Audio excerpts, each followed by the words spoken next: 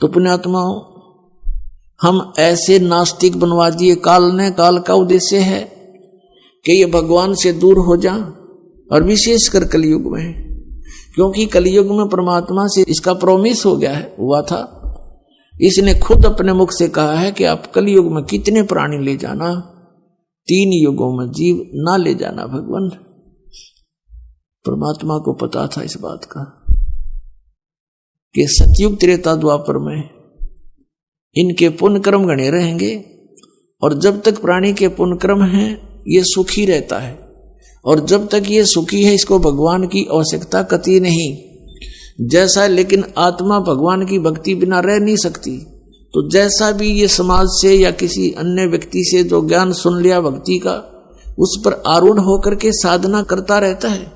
वो सोच तो ये रहा कि इन साधनाओं से मुझे पुण्य हो रहा है, और वो हो रहा है उसके पूर्व जन्म से प्रारब्ध ही प्राप्त हो रहा है। तो जिस कारण से सतयुग त्रेता द्वापर तक ये प्राणी परमात्मा को चाहता नहीं, अगर उस ज्ञान से उस मार्ग से हटकर भी बताना चाहे तो कति स्वीकार नहीं करता, क्योंकि सबकी समाधियां लगती हैं, सब शरीर होता है, बलिष्ठ होते हैं।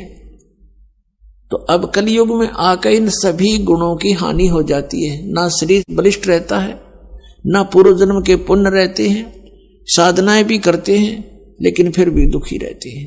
तो परमात्मा ने यह समय इसलिए सिलेक्ट किया था, काल ने यह सोचा था कि तब तक मैं इनको नास्तिक बना दूंगा, अपने दूत भेजकर इनको भ्रमित कर दूंगा, परमात्मा से कोसों दूर कर दूंगा, परमात्मा का नामो निशान मिटा दूंगा। और इसने जितना संभव हो सका कर दिया। लेकिन समर्थ की अब शक्ति देखना, अब नए सिरे से विधान बन रहा है, नए सिरे से भगवान की जानकारी हो रही है। परमात्मा का हमें नामो निशान पता नहीं था, अब कबीर को भगवान बताते हैं।